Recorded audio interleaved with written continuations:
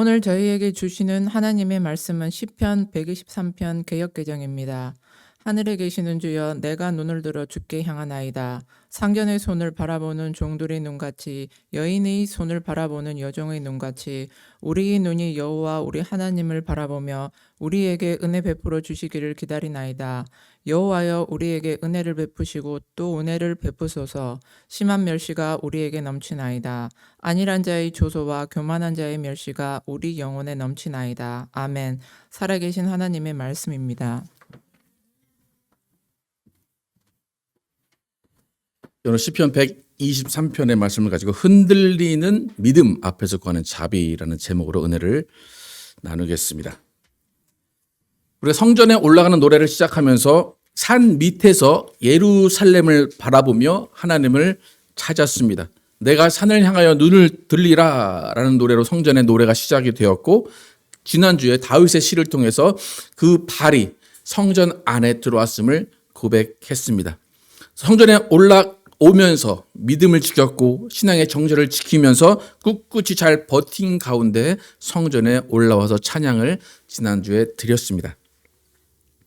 산 밑에 있던 수많은 문제들, 많은 어려움들, 산 위에 올라가면 하나님께서 없애주실 것이다, 모든 문제가 해결될 것이다 라는 기대로 올라왔을 것입니다. 일단 산에 올라온 후에는 내가 가졌던 문제들, 내가 가졌던 어려움들, 내가 가졌던 모든 고난의 순간들이 일단 세속에서 벗어나 있기 때문에, 산 밑에 있는 것이 아니라 산 위에 올라와 있기 때문에 잠깐은 잊을 수 있었을 것입니다. 그런데 성전 위에 올라와서 하루가 지나고 이틀이 지나고 3일이 지나고 난 후에 그 문제가 다 없어진 줄 알았는데 계속해서 내 마음 가운데 남아있고 내 생각 가운데 남아있고, 그 나를 괴롭혔던, 나에게 멸시를 주고 나를 욕했던 그 사람들은 여전히 그 산 밑에서 잘 지내고 있음이 생각이 납니다. 그러면서 산 밑에 있었던 것들이 다 잊어질 줄 알았던 그 기대와 소망이 사라지는 경험을 성전 안에서 하게 됩니다. 여러분 어떻습니까? 여러분이 성전에 오기 전에, 예배에 오기 전에 수많은 문제들이 있었는데 성전에 오고 나면 그 문제가 다 해결이 되던가요? 모든 고뇌의 순간, 모든 번뇌가 한순간에 사라지던가요? 우리가 성전에 올라왔다가 다시 내려가면 그 문제는 여전히 그곳에 남아 있습니다. 분명히 산 아래에 있을 때는 산 위에 가면, 성전에 올라가면 그 문제가 다 해결될 것이다 라고 믿고 믿음 충만하게 있었는데, 산에 올라와서 그 믿음이 오히려 식어질 때가 있다는 겁니다. 지금 성전에 올라오는 길에 많은 어려움을 호소했고 자신을 지켜달라고 했던 이 시의 저자가 산에 올라왔어요. 그럼 산에 올라왔으면 누구를 만난 거예요? 하나님을 만난 거죠. 그럼 산에서 하나님을 만났습니다 라고 고백을 해야 되겠죠. 하나님, 역시 산에 올라왔더니 하나님이 계시군요. 산에 올라왔더니 하나님, 내 문제가 다 해결됐군요. 내 마음이 평안하고 내가 주를 찬양한 일만 있군요 라고 산에 올라와서 그 고백을 해야 마땅합니다.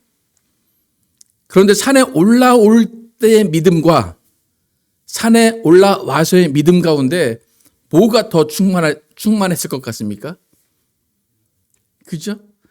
올라올 땐 정말 믿음이 충만했고 다 해결될 것이라고 믿고 올라왔는데 산에 딱 올라와 보니까 별게 없네, 똑같네 라는, 어쩌면 한탄, 어쩌면 실망이 들게 됩니다. 그러니까 그 충만했던 믿음이 오히려 산 위에 올라와서, 성전에 올라와서 흔들릴 때가 많다는 겁니다.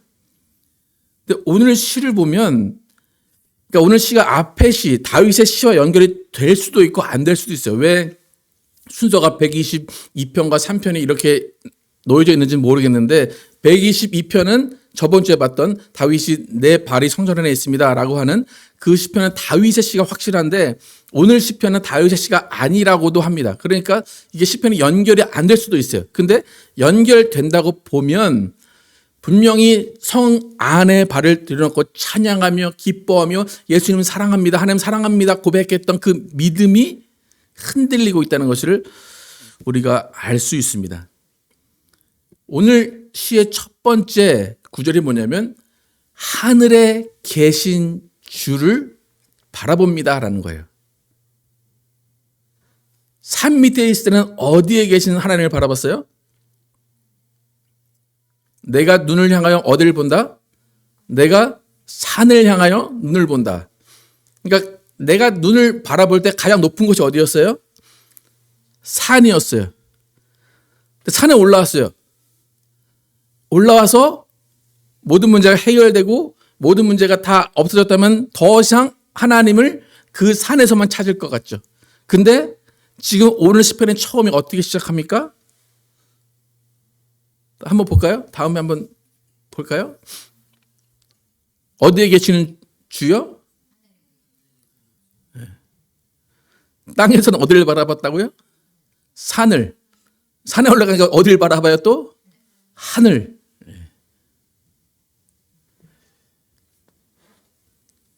그러니까 아예 처음부터 산 아래에 있을 때 하늘을 바라보고 하늘에 계신 주여 기도했으면 뭐 별 문제가 없을 것 같아요. 논쟁이 없을 것 같아요. 그런데 산 밑에서는 산을 향해, 산에서는 하늘을 향해 그렇게 지금 기도하고 있다는 겁니다. 그러니까 무슨 말인가 하면 산을 향해 내 문제를 내려놓고 내 문제를 해결해 달라고 기도했던 이 시의 저자가 산에 올라와서도 또 다른 더 큰, 더 높으신 하나님을 찾고 있다는 겁니다. 무슨 말인가 하면 여전히 내 안에 내재되어 있는 더 깊은 문제를 해결해 달라는 의미로 더 크신 하나님, 더 능력 있는 하나님을 찾고 있다는 겁니다.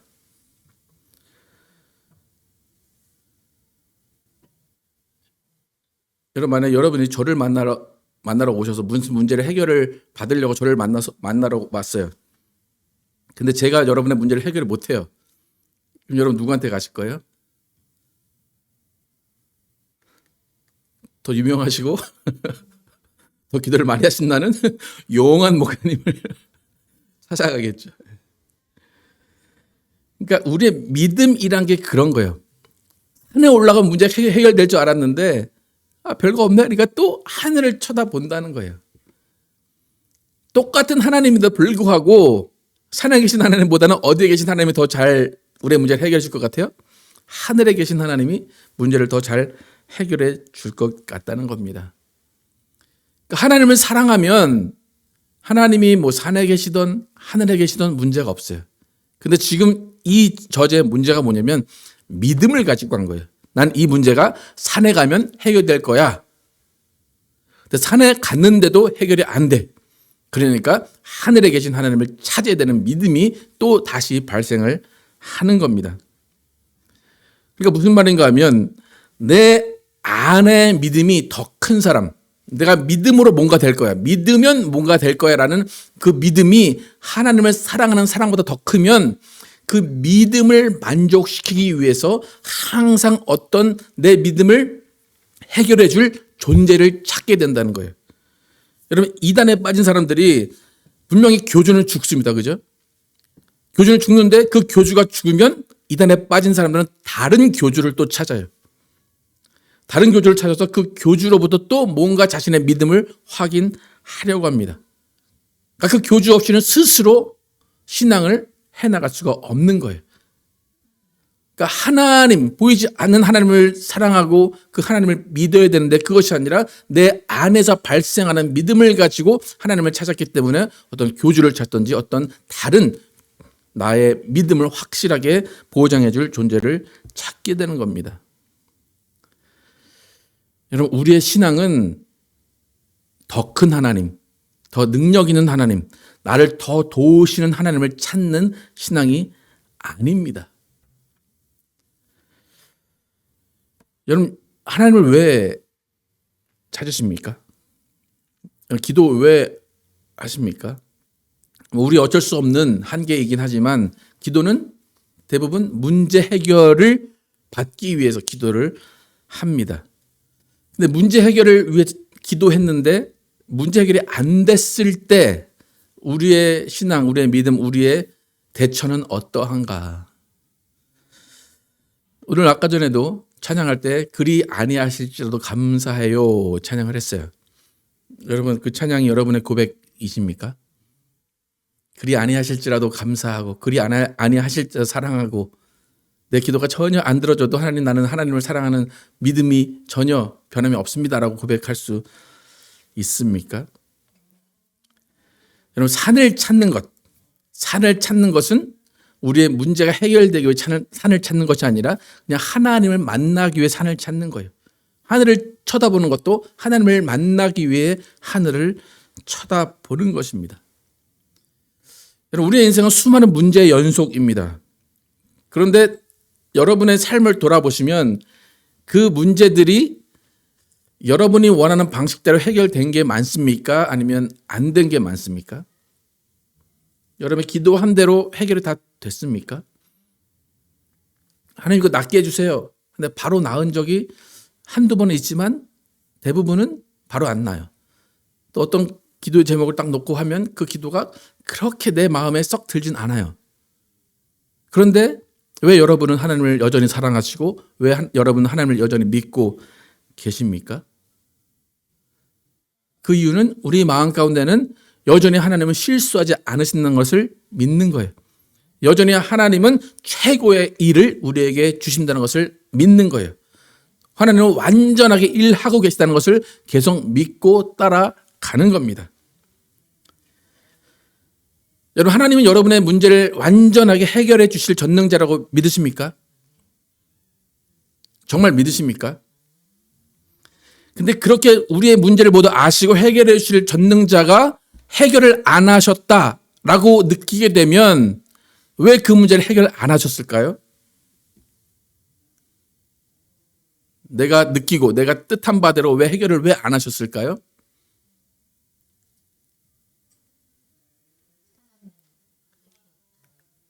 안 해도 되니까. 무슨 말인지 아시겠어요? 나한테는 너무나 큰 문제예요.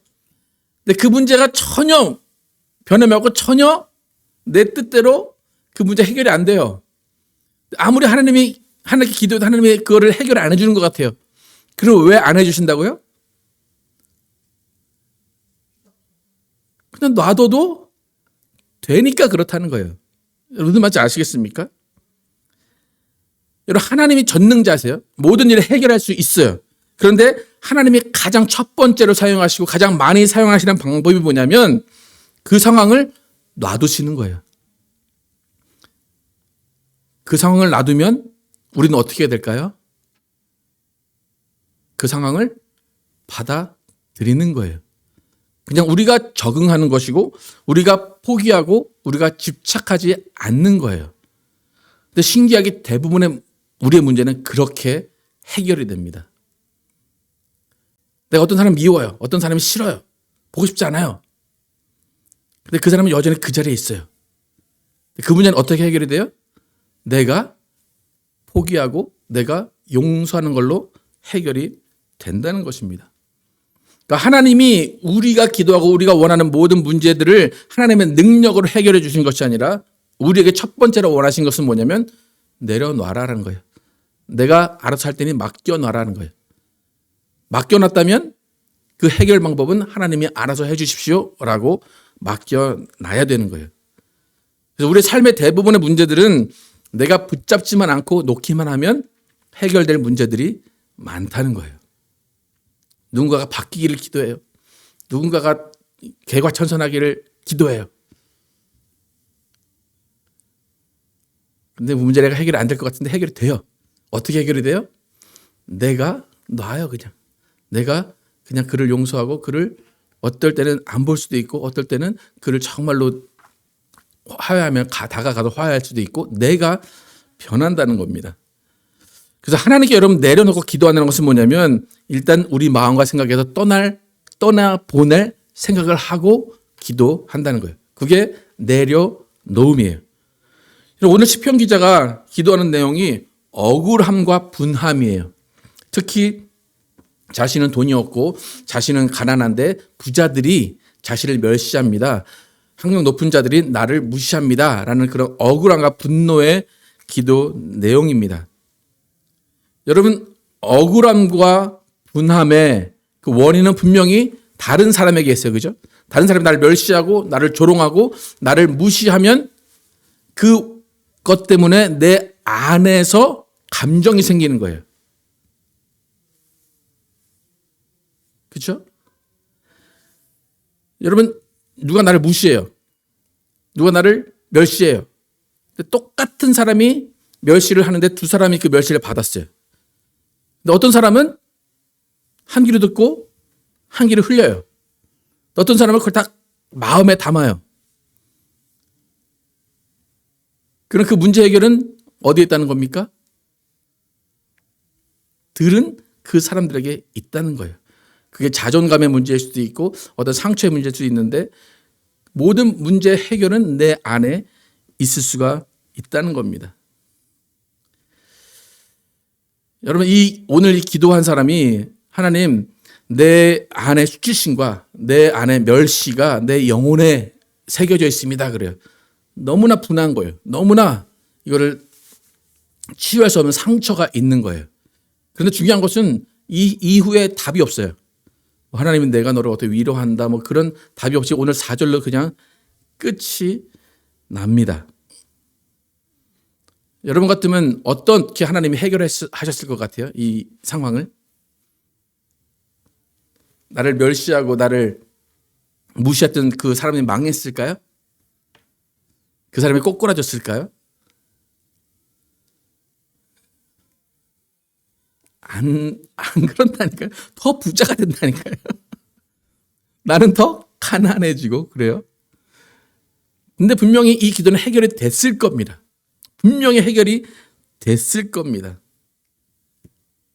근데 그 해결의 방법은 자신의 생각과 자신의 태도와 자신의 다짐이 바뀐 것으로 분명히 해결이 됐을 겁니다. 여러분, 오히려 여러분이 어떤 일을 가지고 전전긍긍하다가 그 일이 도저히 안 된다고 손을 놨을 때 마음이 편해집니까? 마음이 더 안 좋습니까? 마음이 더 편해지죠. 전전긍긍하다가 안 되겠다 그러고 마음을 그걸 일을 딱 놔두면 오히려 마음이 편해져요. 네가 알아서 해. 네가 알아서 해. 하나님께도 그런 방법을 쓰시면 돼요. 우리가 막 기도하던 일들이 안 이루어져요. 그럼 마지막에 여러분 어떻게 하시면 돼요? 하나님께 뭐라고 기도하시면 돼요? 하나님, 그러니까 되게 우아한 말은 맡깁니다, 저.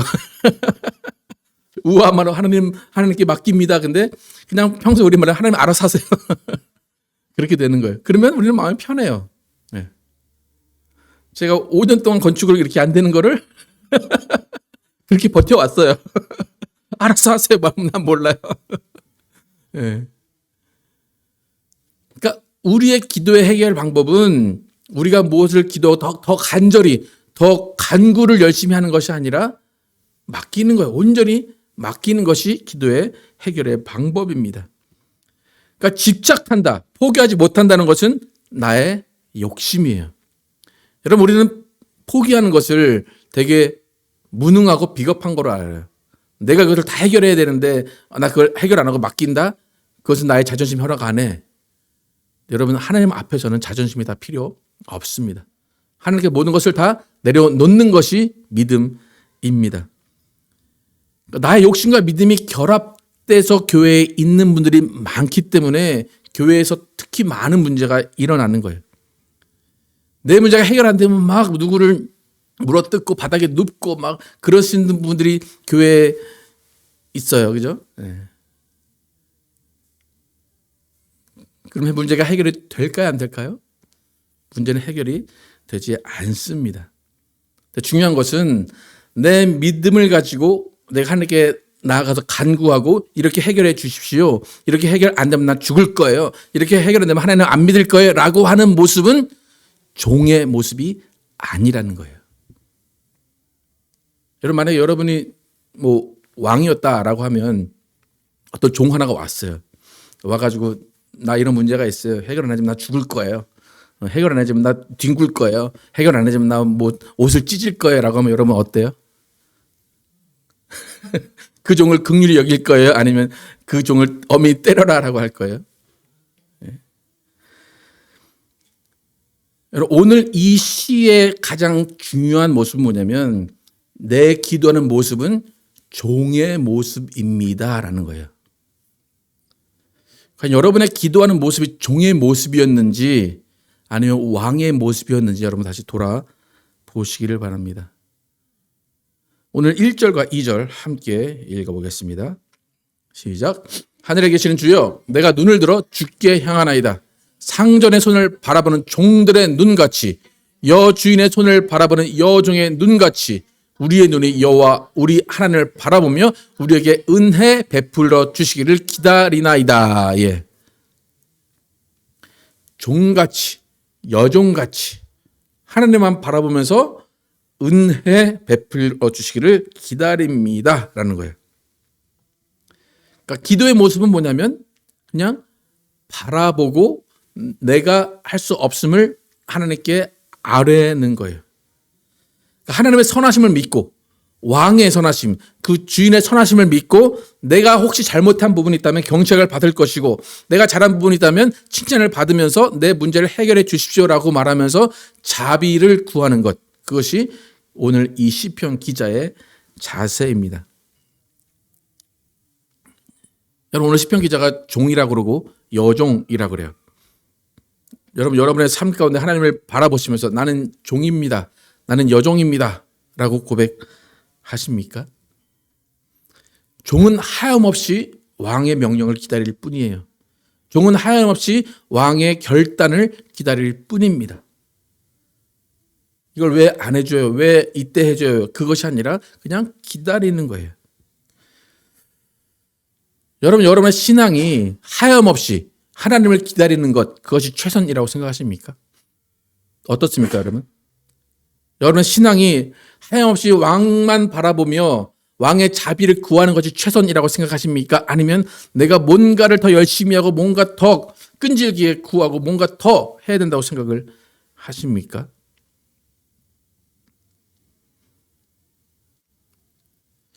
여러분 많은 목사님들이 저는 그런 기도를 한 번도 안 하는데 많은 목사님들이 기도할 때 하나님의 종이 기도합니다. 그렇게 많이 얘기하죠. 그죠? 많이 들어보셨죠? 하나님의 종이, 하나님의 여종이 기도합니다. 근데 제가 항상 묻는 말이 그게 진짜 종이라고 기도를 하는 걸까요? 아니면 난 특별한 권세를 받고 특별한 하나님의 택함을 받은 사람이라고 얘기하는 걸까요? 뭐 같아요?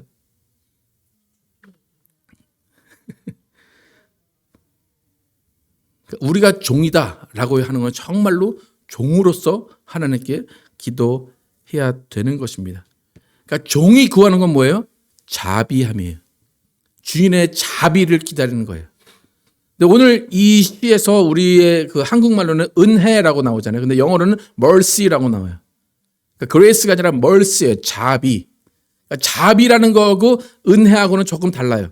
자비는 뭐냐면 내가 무슨 문제를 일으켰어요. 내가 잘못을 했어요. 그럴 때 그 문제를 다 용서해주고 눈 감아주는 게 자비예요. 그러니까 은혜보다 더 큰 사랑이 자비입니다. 우리는 하나님으로부터 전적인 자비를 받아야만 살 수 있는 사람이에요. 우리는 죽을 수밖에 없는 죄인이에요. 근데 죄인에게 자비를 베푸셔서 하나님의 자녀가 되게 하시고 하나님을 아버지라 부를 수 있게 하십니다.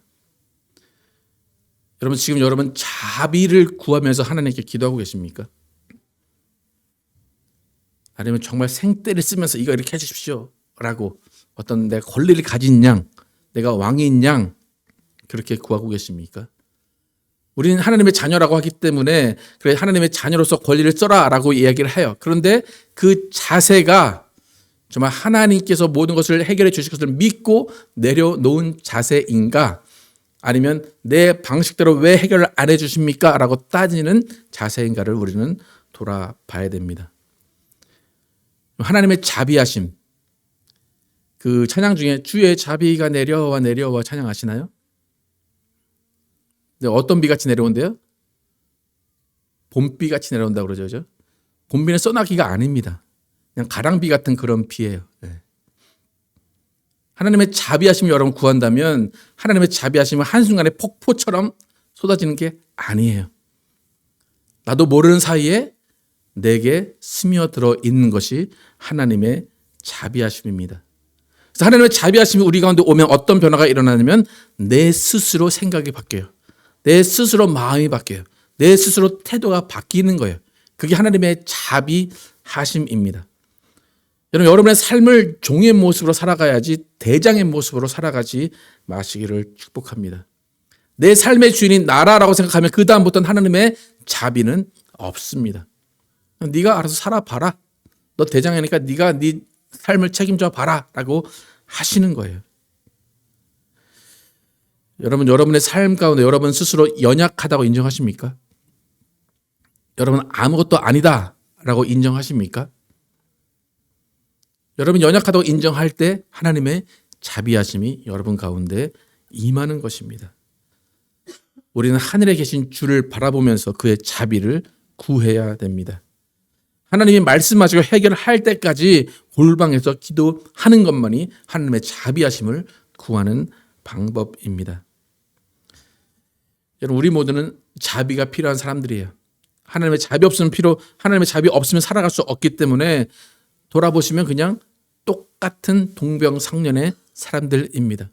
다 긍휼을 받아야 되고 긍휼을 베풀어야 되는 사람들입니다. 여러분 성전에 왔는데 내가 기도했는데 내가 하나님을 만났는데 문제가 해결이 안 됐다고 믿음 흔들리지 마시기를 축복합니다. 하나님께서는 여러분의 모든 문제를 다 알고 계십니다. 그리고 여러분이 종의 마음으로 구할 때 하나님은 여러분에게 자비를 베풀어 주십니다.